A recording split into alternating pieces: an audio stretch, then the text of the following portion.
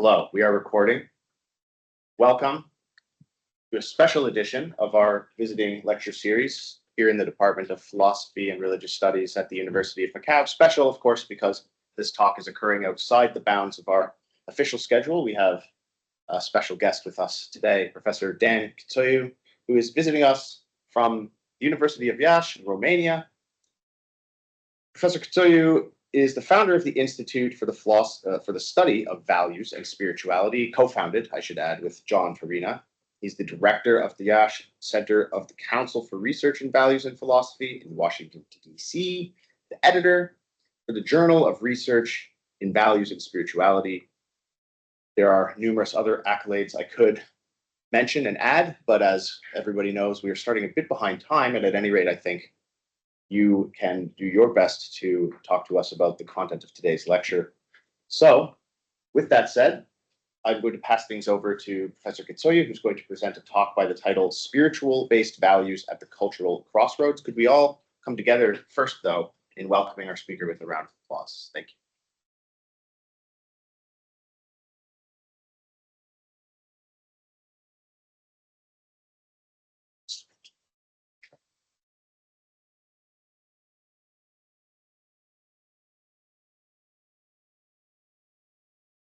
It's great to be here. It's something very special for me, and I thank to all of you for coming. I'm looking for a great interaction after my lecture because it's about spiritual-based values. You see, it's a difference here between values and spiritual-based values. But in this context of Macau, of cultural crossroads, it's very special. And I think your experience in this place, it's unique. I'm coming from Hong Kong, and I spent some time there, and I can see a big difference here. I'm coming from a Latin language. Romanian, it's a Latin language. And Portuguese, it's a Latin language. So I can understand a lot of Portuguese here. But also, there is a different language used here, Chinese, no? So, just taking into account this dual thing, we have to put some questions.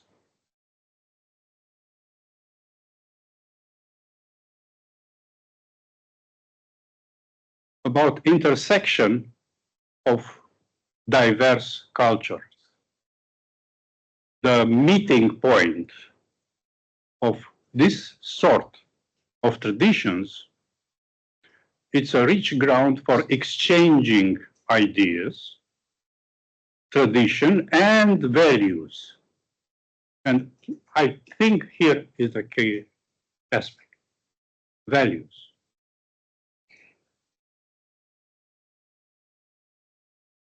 So what should be the impact?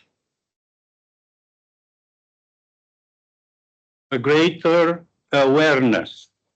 You are becoming more aware of the others, of the other cultures.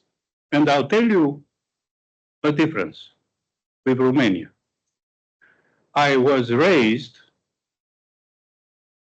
before 1990s in a closed culture.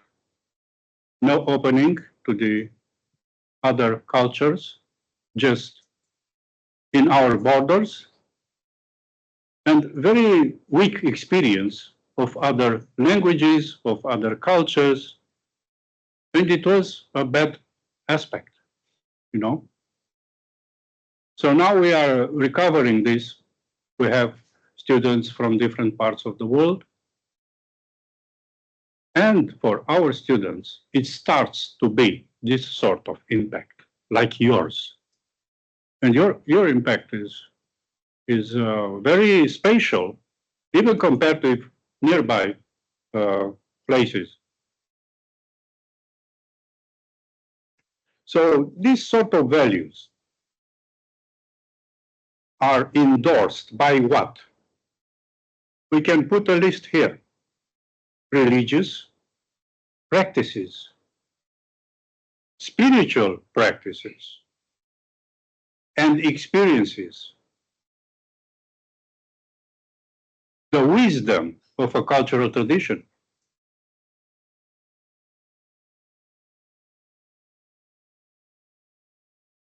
But these sort of values are coming from a sort of practice.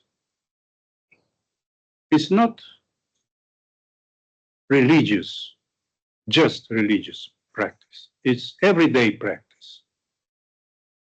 Your daily activity has some aspect of what we can call spiritual practice.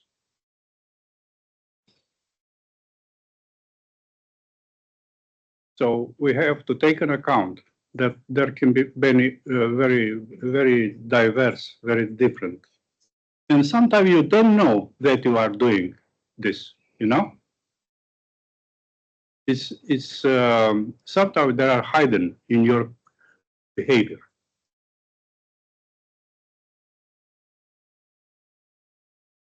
But this sort of spiritual practice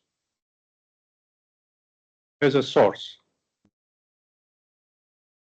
And we have to discuss this source. If it is, and you can answer to this question. It's about spiritual perception, to perceive a different level of reality. The question is, do we have spiritual senses? Different with the bodily senses. There are other senses in us. Can we perceive something more? This is a big and interesting and important question because it's related with levels of reality. It's more than clear now that reality is much more complex. And what is the source of this new understanding? Quantum physics, yes? In quantum physics, the reality is different, no? It seems that our brain somehow put reality in a certain way, in a way that permits us to see in a coherent form the reality among us. But at the quantum level, there is nothing like this. An object is not in a place, it's in a region, because the quantum level has a different way of being. But this is just an example. Because you know what is the highest complexity in this universe? Human brain. It's incredible. Human brain, it's incredible. It's much more complex than the whole universe. And this is a new discovery also, like quantum physics. What it means, complexity here? It's not about many connections, many structure, but the ability to reorganize, neuroplasticity, it's called. It's in a continuous reshape our brain. And this is why your experience here is special, because your input is very complex, from And we will see from not just different traditions, but different symbolism. There are different symbolism, and this is very important. The wisdom, the ancient wisdom, creates what? Shapes, geometry, a certain geometry. In Chinese tradition, we can see it very well. Patterns. And this is accumulation of a human experience by thousands of generations. What sort of wisdom is here? That wisdom related with instructed and organizing your brain. This is sacred geometry. I think the Chinese tradition is the most important culture in working with simple patterns, no, fundamental patterns, and fundamental sacred geometry. Question: it has an effect on you. What kind of effect can has?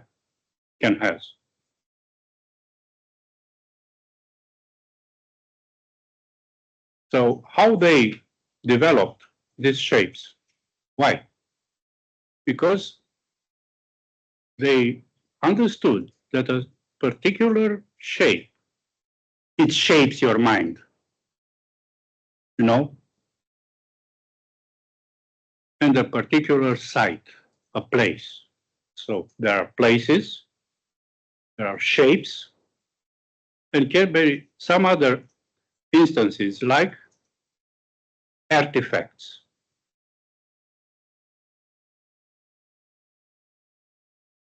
I'm also editor of a journal for research and values and spirituality, and I have 2 issues on artifacts. An artifact is maybe a wearable, something you can wear, or maybe can be an object near you. Because this is the role of an artifact, to be seen, to be in your eyes, no? So to interact with you continuously. And again, this is wisdom. This is ancient wisdom here. Because this interaction is continuous and keep working on you. The result is recalibrating your vision, your understanding of reality. So, in some cases, somebody coming from Africa, you know, he had a number of artifacts around here for many years, no? Do you think he will have same perception as a Chinese? And the answer is no. No, for sure. For an Indian, yeah. But it's very difficult to research or to understand. But how you can discover this? In emotions, cultural emotions. Emotions are an input, result of an input, and then it's a way of being, yeah? How you can discover emotions? When you, as a student, have a roommate from a different culture, and when you are smiling, he is not. And when he is smiling, you are not, because your emotional code is different. You cannot have the same emotions in the same time. Question: how deep is the emotional set in us? Can we change our emotional set? Is culturally linked the emotional set? It's about our identity. I think the answer is yes. we should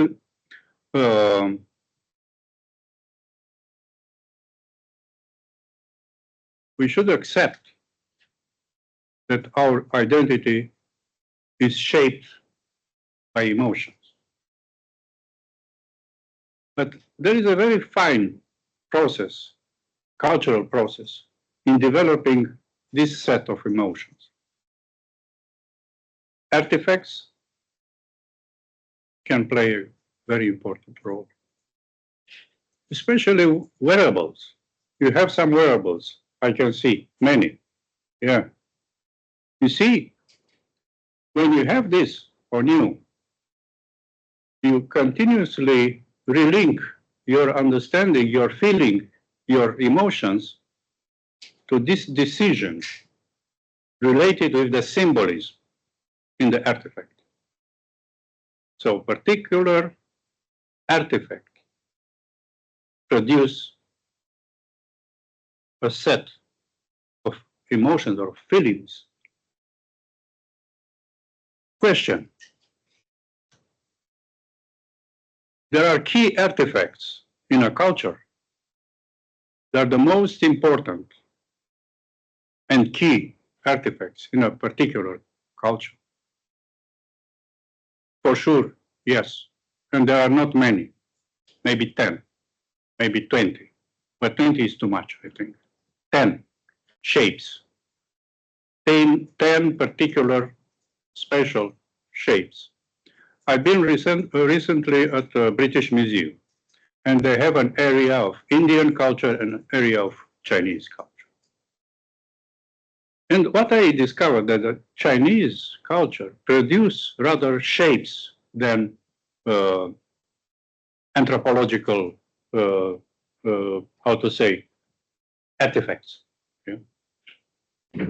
And what is interesting that shapes are primary shapes, circle, square, but in a particular proportion, in a particular geometry. And this is an important sign.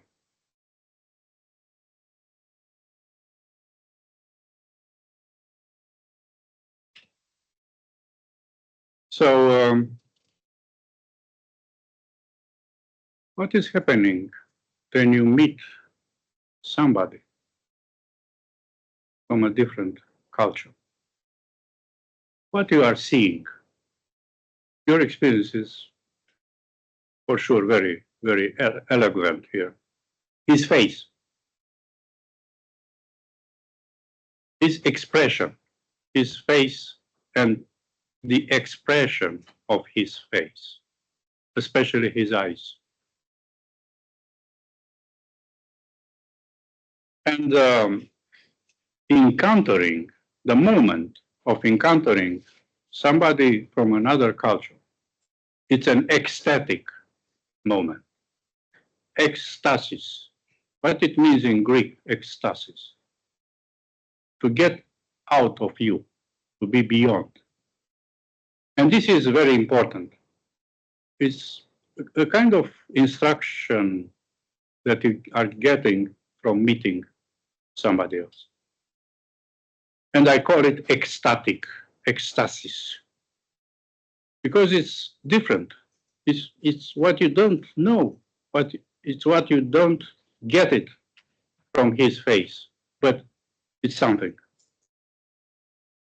So the face of cultural otherness is very important in this scenario of learning their spiritual based values. They have different values. And you know, in this global world, we have to pay attention to this. The values are different. If maybe in 80s or 90s of the last century, it was a trend of globalization, and the people thought that at some point, world will be globalized in this unified values set of values for everybody. Yes, it's possible. This was their thought at that time. And now, what you are seeing, it is not possible. It is not possible.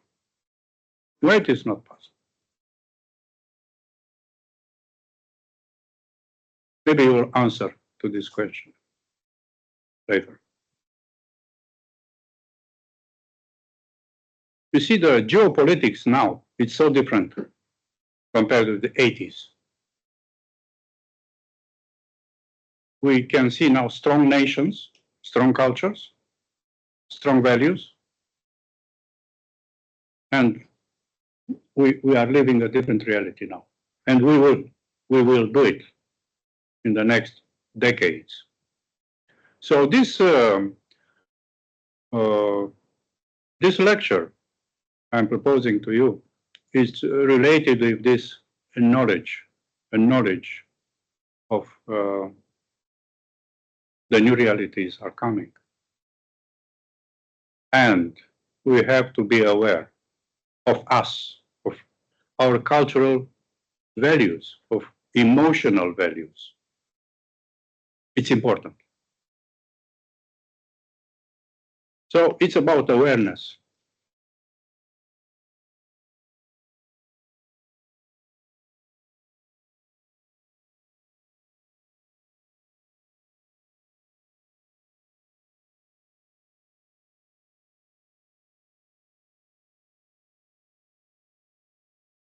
So again, about spiritual perception, because it's linked with this sort of values. Do we have it? For sure we have it. There are spiritual senses beyond our physical senses. A big question here. I had as guest editors of some of my issues in my journal I mentioned about. And it was an American professor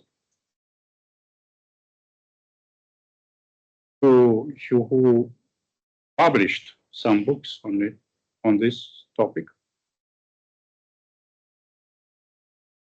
Frederick Aquino. And he is epistemologist. This is interesting. An epistemologist, an American epistemologist, talking about spiritual perception.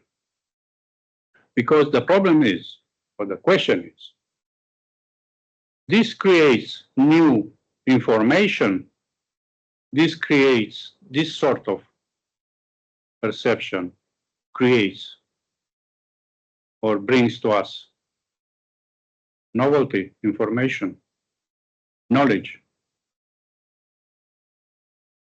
I've been some years ago in a project funded by John Templeton Foundation. And I translated partially a very interesting book called Spiritual Information.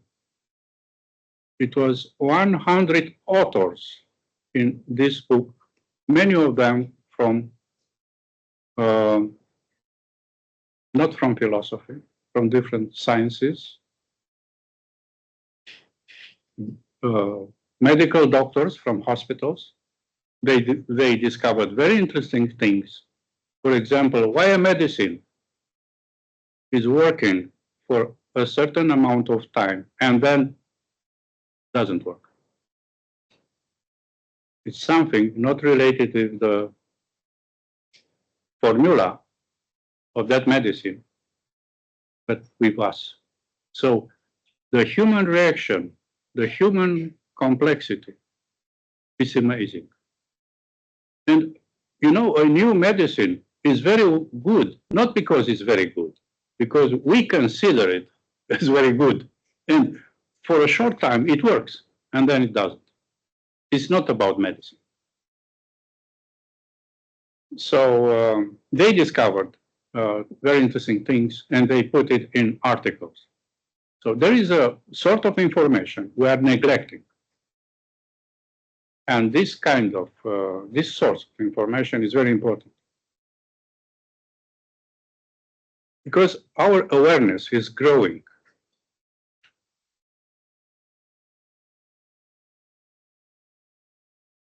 But there is a danger, or maybe a chance. Our way to get knowledge.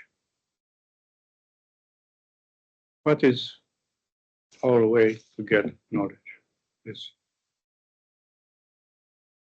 Is good? We can answer yes or no, or both.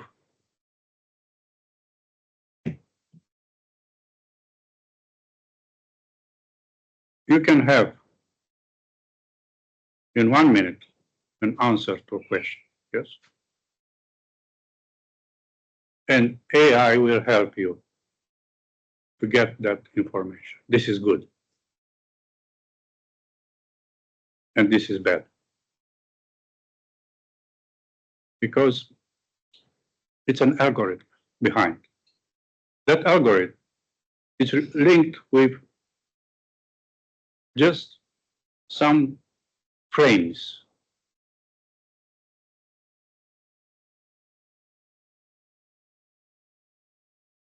But it was a question. I've just been in Assumption University in Bangkok some days ago, giving a lecture. And there were some Buddhist monks in the venue, you know. And I provoked them. Can you get a blessing online or not? And this was a very daring question for them. Can you be blessed by the master online? It has effect on you or not?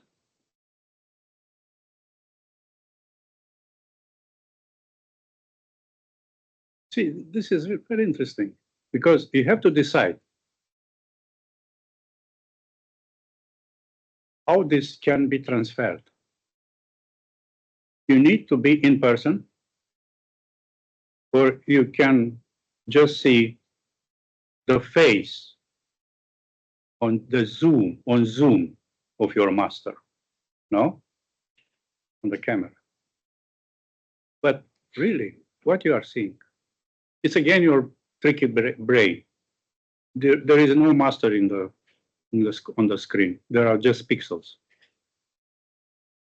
Practically, you are seeing some colors, some pixels. And you are deciding that these pixels are the master. But he is not there, no? And the question is, why we need to be in person? You know what these monks answered? Only maybe the highest masters can bless you through this meaning, through you know. But they couldn't say no, you know, because they already have this kind of training through, you know, online and things like that. But the problem is blessing. You can get it active. It works on you because what is the question here? What is a blessing? What it means to be blessed? It's a power. It's an energy. No? It's a transfer, energy transfer. And it should guide your experience, your spiritual experience. This is the role of blessing, no? Spiritual blessing. To guide you, to have a power to work on your experience, on your mind, to do something at energy level. No? It's not information in blessing. Blessing has no information in it. It's power. So,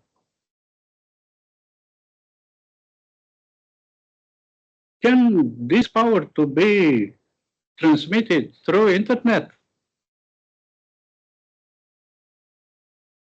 Big question here. They were in doubt about. But for sure, it's a difference. And the same story is with our learning. There is a Romanian, very famous in the US, Romanian author, Mircea Eliade. And he had a long experience in India and some other places. And he said, you should start with demolish your learning, not with learning. You should recalibrate by letting go what you think you are knowing. This is the first step in learning. Otherwise, you cannot be opened. Otherwise, you just repeat your frames, you know? So the most important thing in philosophy is that you are getting aware of some ideas are not good, some ideas can be critically distracted. No, you are starting to understand that each time has a set of values, but later they change it. So we have to be very aware about what we should be rather distancing, not informing. In philosophy is not information. It's not basically a way to get new information, but to be aware of what we call critical thinking, no? So this is important because we have to address this kind of training. Probably most of you are in philosophy department or not? Yeah. On our values, on our spirituality. We have to put in work this. And I advise you to start with artifacts. What is an artifact? It's a hard disk. It's a passive hard disk. It's not active. It's not electronic. It has no wires.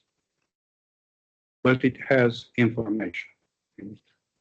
And layers of information, many layers. So a very complex artifact. It's a simple one, but has a lot of spiritual information in it. Also, a building has the same provocative situation, like Angkor Wat. Angkor Wat is so influential. I discovered this attempt to replicate it all over neighboring countries. And even in the Imperial Palace in Bangkok, they have a small replica of it. It's iconic. What is iconic there?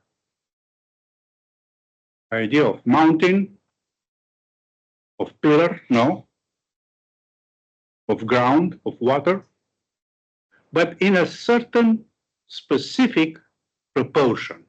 Because if you are changing the proportion, you lose everything, you know. So it's a calendar. This great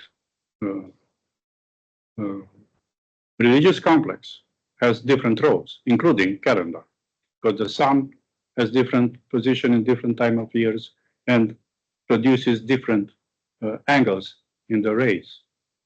Everything is calculated. Everything. Nothing is for beauty. So hard disk It's hard disk. It's a hard disk. But the information in this hard disk, is much more complex than we can understand. So it needs to have a certain training to start discovering the layers, you know. But doing this will have effects on your brain. So will change your mind. So I think two things for you as students are to be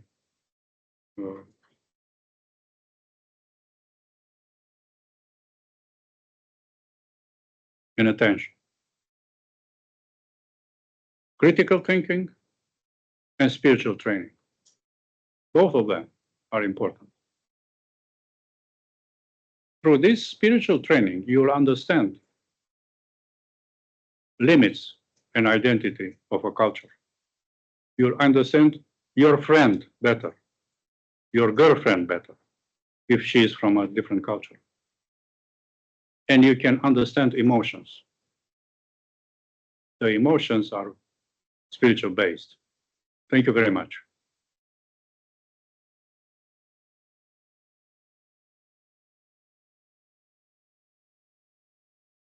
Have some time for discussion. A lot of people in the room. First hand I see gets first right of question. I saw your hand. I guess I have to stick to what I just said. Okay, go for it.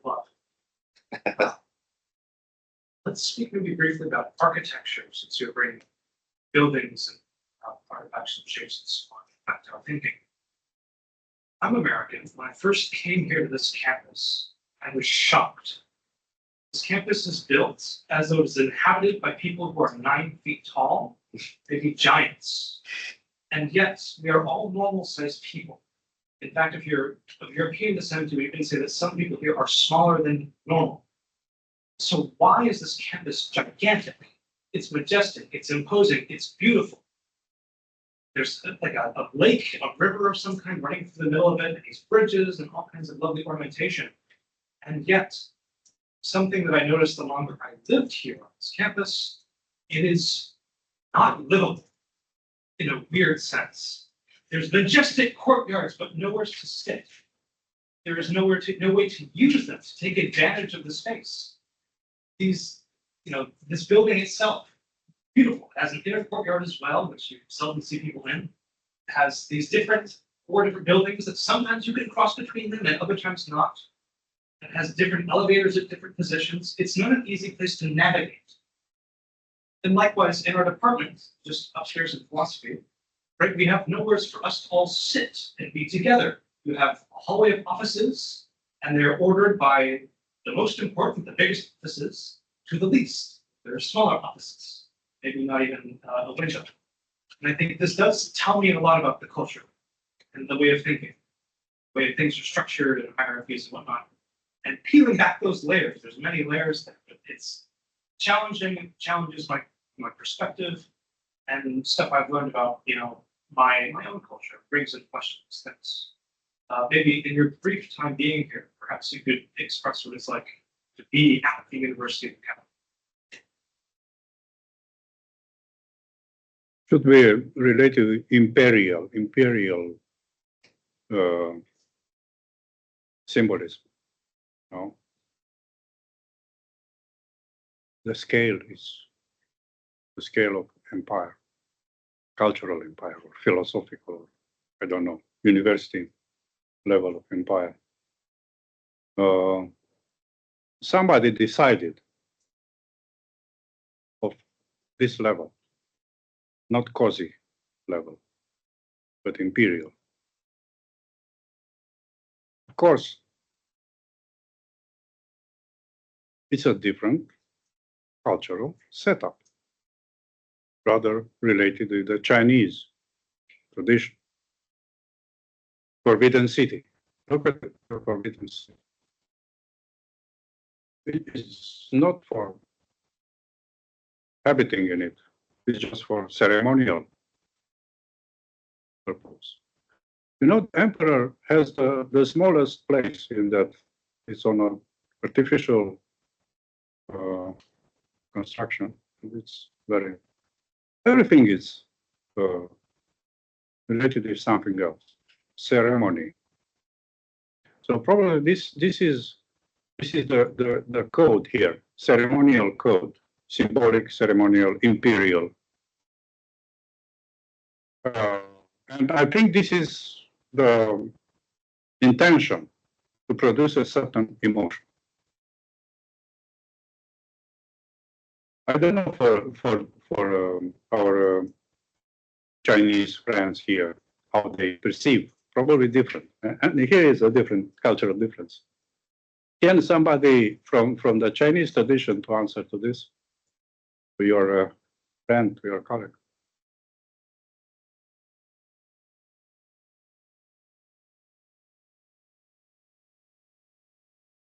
You see, indeed, Americans are more open to say the Chinese is probably not so relaxed in saying, but maybe you'll try to express something, how you perceive, how you feel in this campus.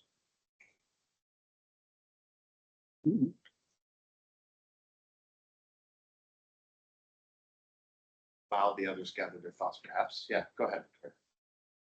So, thank you very much for the very clear talk. I think there are two problems that face many people here and many people around the world. The first of the problems is that our cultures are now designed to lead us to perceive and think in a certain way. So it's very difficult to actually find the space in our lives, never mind our minds, to really connect and focus on these spiritually resonant artifacts or places. So that's the first problem.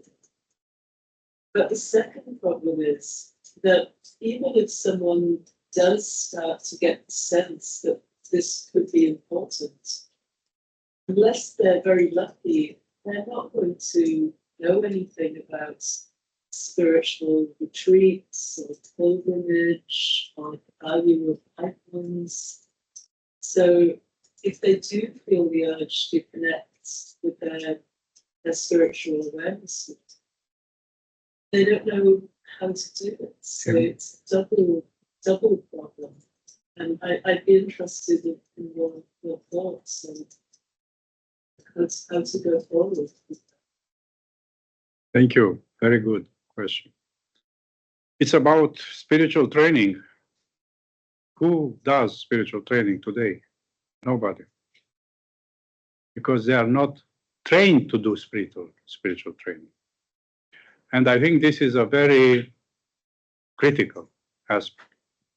We had to have courses I'm doing in Romania on this side of reality. It's a side of reality. It's something. It's present. If we don't, even if we don't, we are not aware. But I think because of these new clashes, geopolitics is now on a different.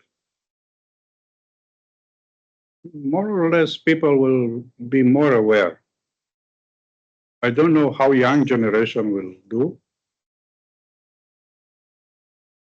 but will do somehow, because my experience with these new generations last 2 years is that they are very clever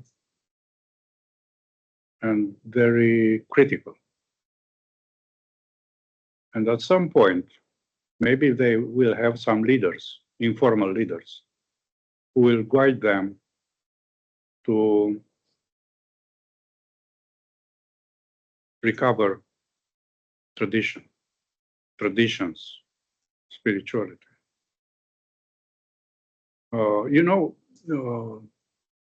there are fashions in all kind of, social media, and they are very fast changing. And this is interesting.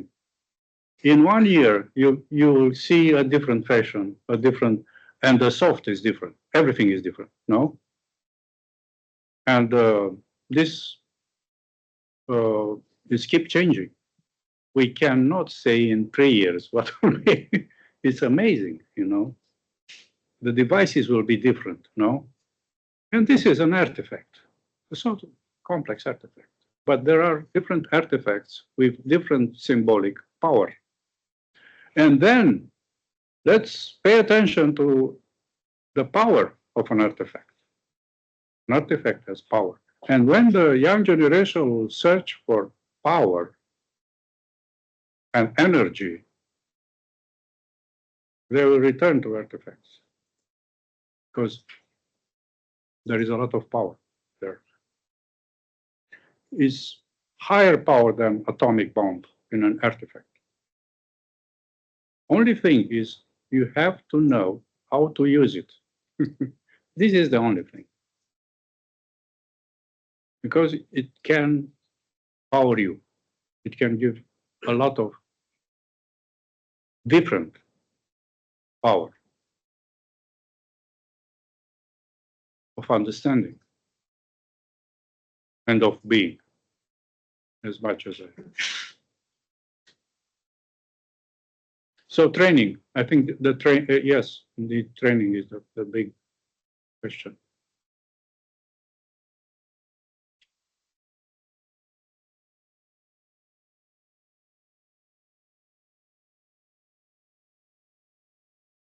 Being critical is the problem. Like, you're talking about the training, but then training in spiritual practices would be like, what I understand is that is more concerning about your belief in the practices than being critical. But then if you're being critical, it will be actually the opposite. Then even the training would not help there, right? How do I solve this dilemma? Because I have to be being critical because I cannot accept everything. Yeah. But then I have to believe in something also in order to get that training. So isn't that like getting contradictory itself? Yes, it is. There's a sort of conflict here. And I think each generation has a different answer. This is evolution in religious practice. Each generation changed something. No, they didn't accept it, a certain practice. They said, this is rubbish. We don't need it. Because we think that our relationship with transcendence is better to be done with this way, not with that way. And sometimes was a very striking revolution, like in Angkor Wat. Angkor Wat was Hindu, we were Buddhist. In a short time, in the same generation, no? And then maybe Hindu again. And nearby temples, in the same very strange situation, no?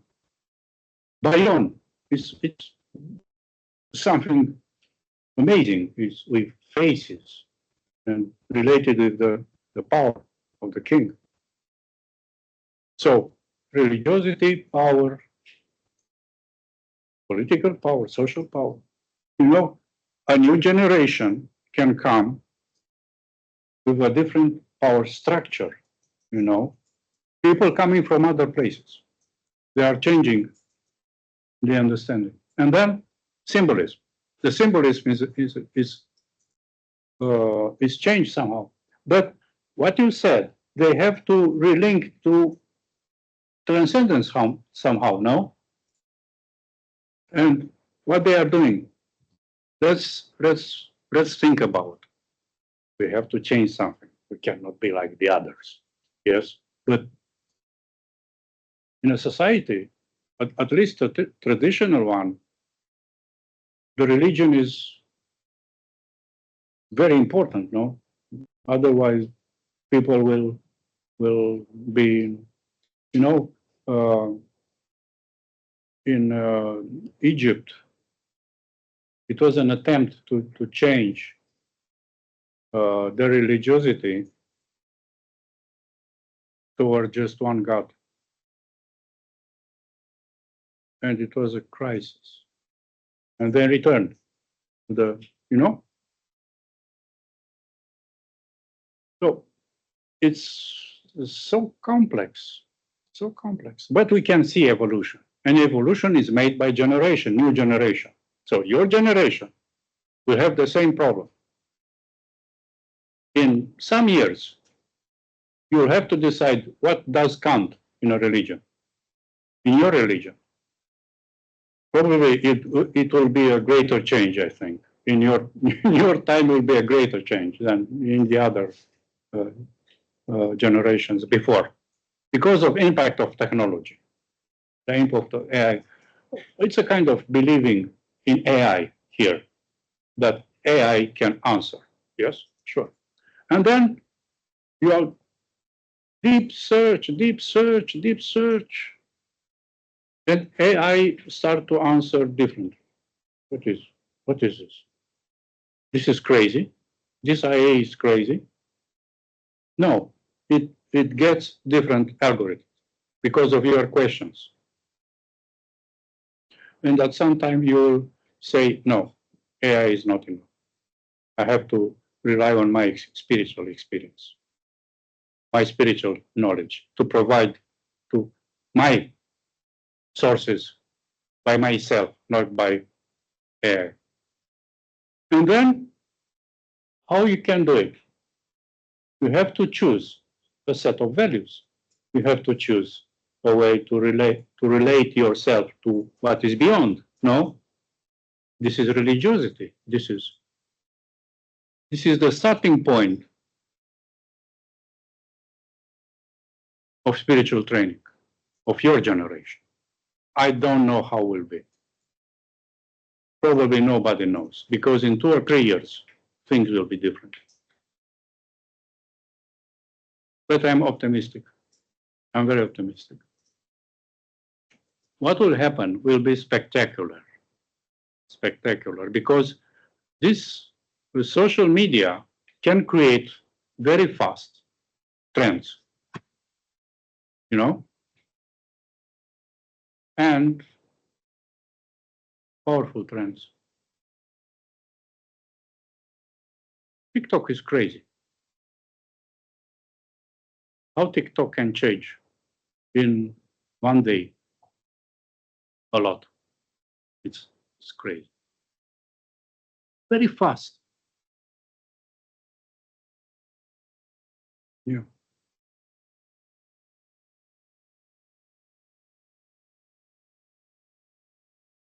Insert myself into the conversation if there's nobody else at the moment. Okay. I'll ask. Oh, sure. Please go ahead. During the whole lecture, maybe you and other students, you just how can I speak the virtual based culture conditions are very easy, but in fact, in my view, it's not very easy. Such as you just take some examples such as smartphones and TikTok, such as social medias, and it can help us to understand people from different cultural emotions, and we need to critique it and both critique it and accept it. Yes, but Professor as I believe there are many obstacles of this, such as you just mentioned, maybe American students they are not like Chinese students we cannot relax ourselves. Maybe just because my English listening and speaking is not very good. And there is a phenomenon in China, which is the scholars who researchers philosophies. They have a common sense, which is if your works, if your papers are published in in English journals, maybe we will believe that you are good scholar. And if you just study the questions in mainland China in Chinese, we believe that you are not a good scholar. So I don't believe this is a virtual based connections. I just maybe language, maybe the boundary of country has become the obstacles of the accept another cultural emotions. Yeah. Just what I would So like to language barrier. No, you mentioned yes. Yes, I can see in Macau this barrier. Taxi drivers. Because if I pronounce as clear as I can, they cannot. And I think it's the sound, the musicality of no. So somehow in our language are emotions. Or something like, I don't know how to express it. Because if you put on screen the same, they will understand, but not your musicality. You know, the Chinese probably is the most out different. No, as this sort of emotions in words is the rate, you know, and we are pronouncing in English. I'm not native in English. I'm Romanian, but I'm trying to. So maybe it's a mix also in my. But anyway.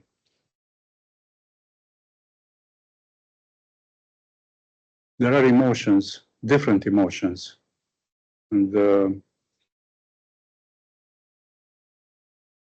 yes, it is a barrier.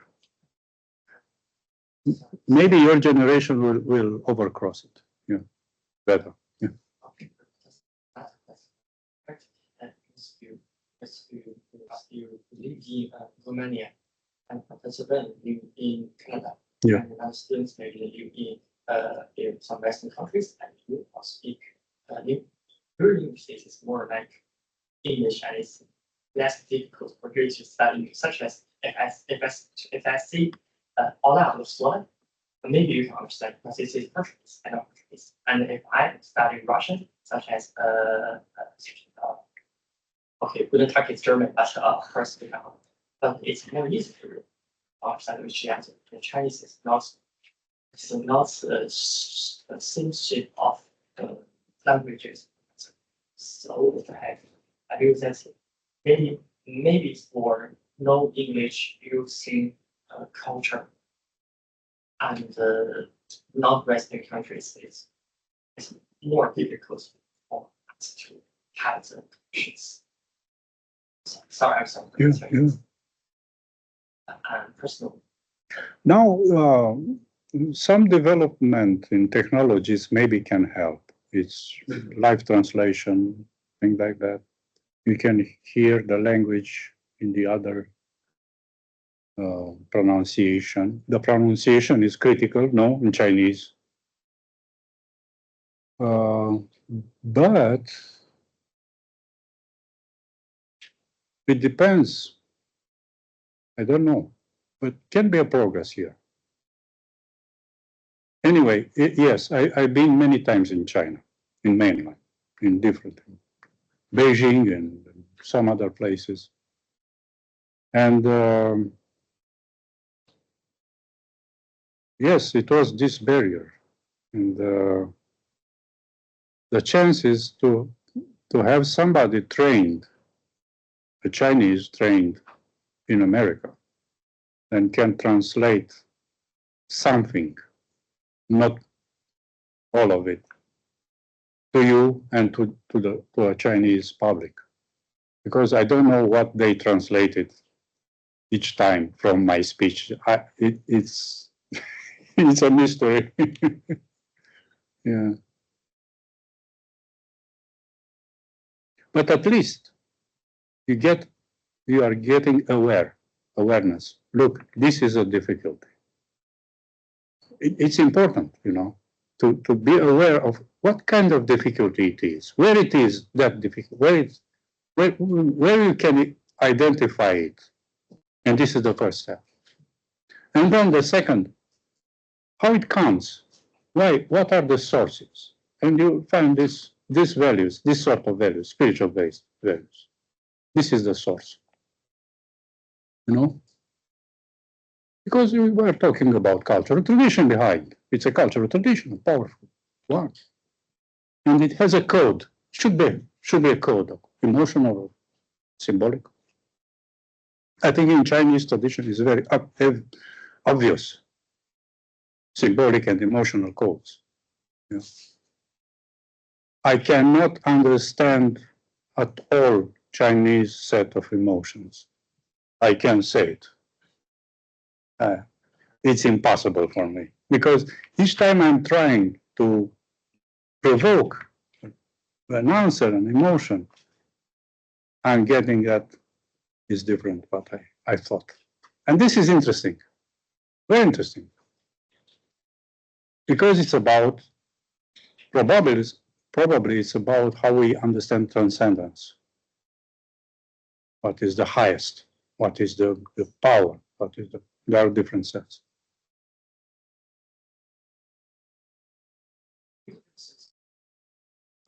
Please go ahead. Building off of what Paris was saying here, I was just talking about having sort of cross-cultural connection.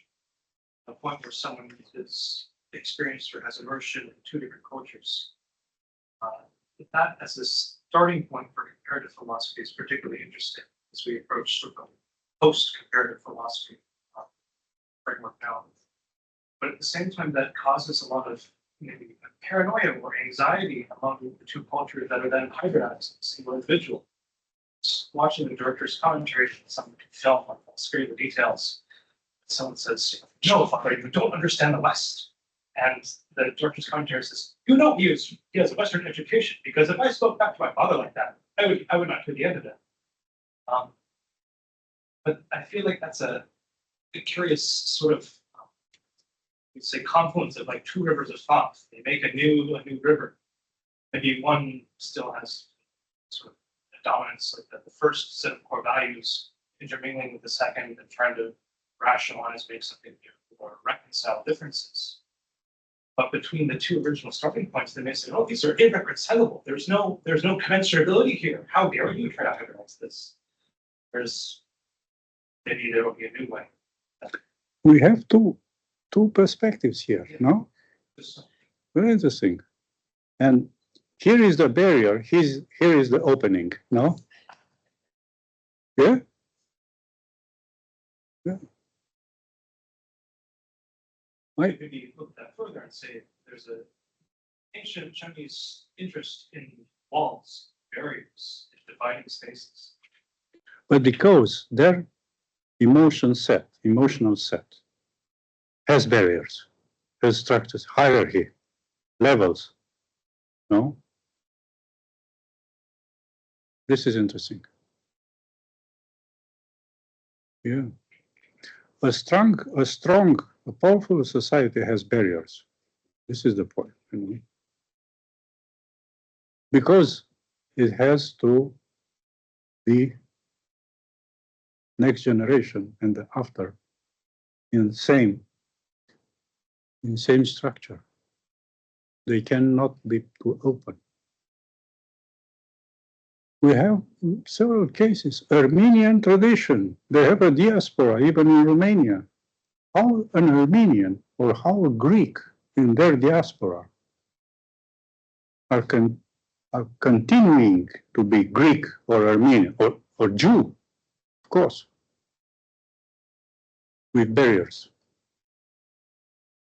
So this is the problem in new generations, how to deal barriers with opening, no? How you can.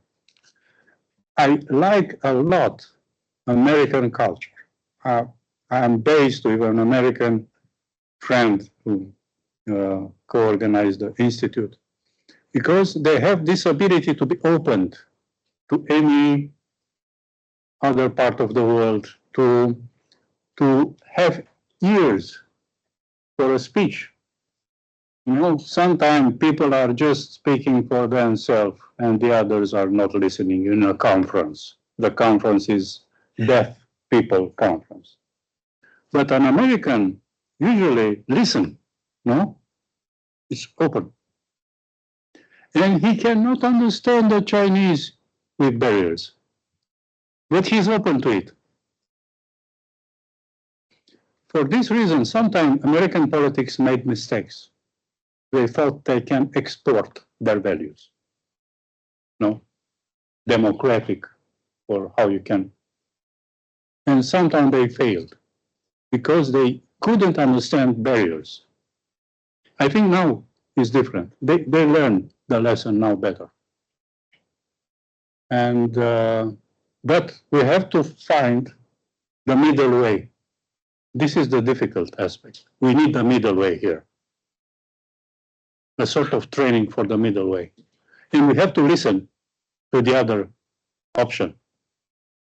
Because a strong culture, American culture is not this sort of strong cultural barriers. It's the cosmopolis, no? It's a cosmopolis. It's everything there. And I like a lot this cosmopolis. But I'm doing at the master level a course on comparative philosophical paradigms. And what I discovered that in the new literature on this topic in American universities, there were some Chinese reacting to the European-centric paradigms. And they said, look, ineffability, we should have different terms. These terms, this European-produced terminology in comparing is not good. So there is a new development and a reaction, especially from the Chinese scholars, American Chinese scholars, on this. And this is interesting. This is a new development. So we have to pay attention. It's difficult to pay attention to the other minds, other mindsets. But the chance is that they were in the same university and they had a very good English because they were professors there. And they could react to this sort of values that is inappropriate. They are not good for explaining Chinese culture, for example, or Chinese symbolism, things like that. So to compare paradigms, it's very tricky, you know, how you can do it. What is the methodology? What are the terms? English is international now, and I think it's the best medium for this, but with limits. You know, it's better than nothing, you know, because it's pragmatic. I don't know French, if in French can be the same story, you know. Only insular language, very regulated. This is what Derrida is always worried about. Was always worried about imperialism in French language, whereas English can absorb loan words from other languages, make use of them. French, you know. Or in German, German produced a lot of philosophy, but the same problem, you know. Wording. In English, it's so pragmatic that uses a kind of, what to say,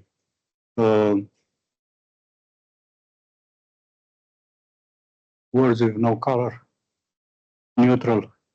It's neutral. It's more than neutral than German or French. French they are too cultural based, too Eurocentric. English, it's American English, of course, it's not British. In Cambridge, they don't like this American sort of.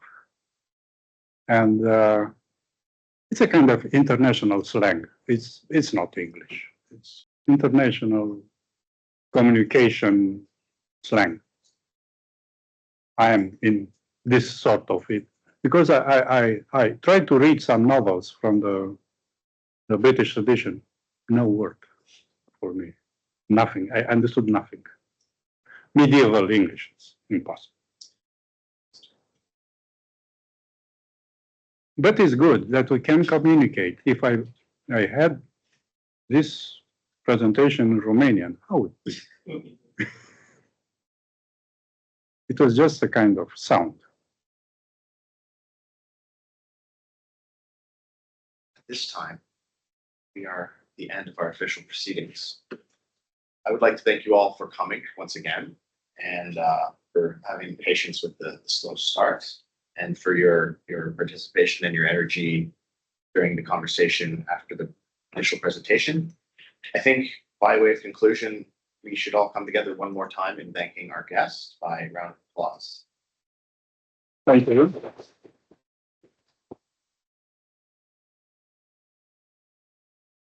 And one more thing, like in Apple, no? When they are presenting new technologies, and the last one is one more thing, you know. One more thing is some photos.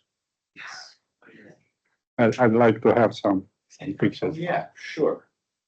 Yeah, could we all, those interested? No, first I can Okay. have one of Yeah, get a. all of you. Fine. Yeah. It was so great to interact with you. One of my best time with students, and so you are great. Thank you. And then maybe together we'll. Prakriti was the student that inspired this, contacting them, because I know her mother for a long time, Asha Mukherjee, is professor in India. And look, international things, so English. And how we can have a picture? Maybe you can, I'll stay there. Yeah, you can, yeah, you can, I don't know. Okay. Those interested, please do. Maybe you can sit and play there and put something. That's probably, okay, close that block.